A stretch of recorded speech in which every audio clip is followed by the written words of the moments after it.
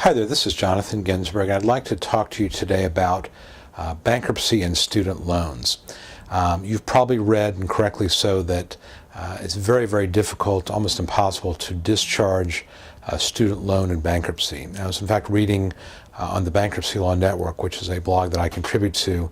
One of my colleagues out of Minnesota just wrote an article about a judge who denied a case of dischargeability of student loan for a client or for a debtor who was diabetic, had been declared disabled by Social Security. He was blind, had a prosthetic eye, like I guess a glass eye.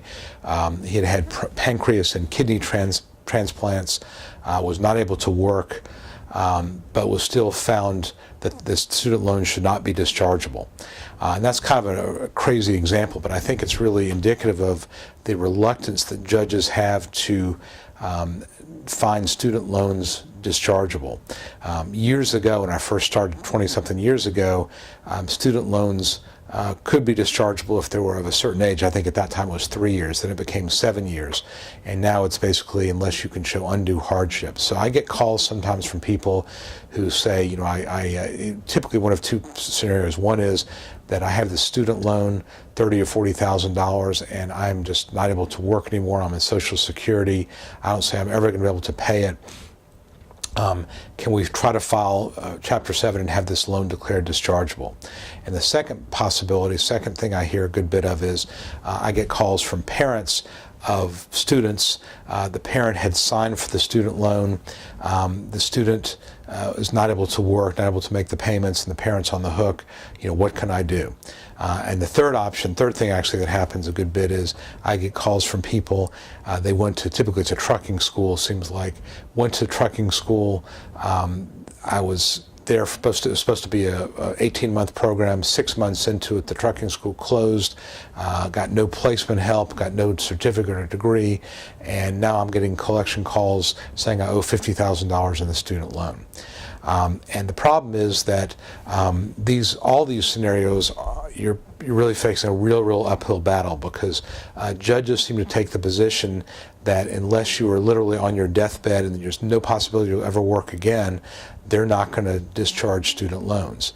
I think it's probably really harsh, in my opinion, because there are some situations where somebody like, again, this guy with a pancreas transplant, kidney transplant, clearly is not going to be able to work and earn any money. But again, sometimes judges feel like unless you are literally almost at death's door, you have permanent brain damage, you have no capacity to do anything at all, and you never will. And I think in this case it turned on the question of whether this individual might regain some capacity down the road.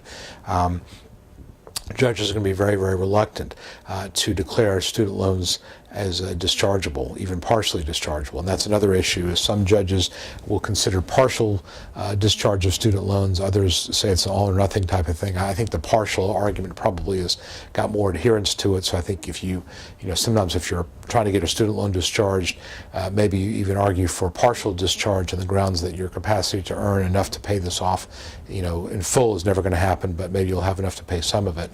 Still really an uphill battle. I think the biggest problem is the cost, and that is that this is the sort of thing where it's going to involve litigation, it's going to involve briefs, it's going to involve you know, oral argument, and it can be several $1,000s. And so of course people filing Chapter 7 usually don't have several $1,000s handy.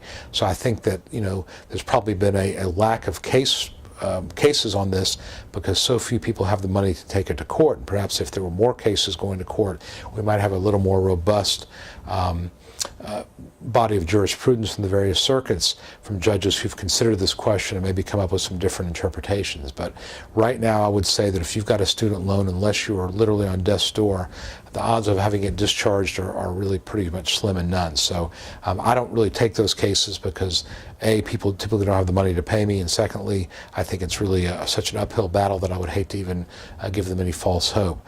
So I think that if you're looking to bankruptcy as a way to discharge your student loans, I think that's probably going to be a very difficult road.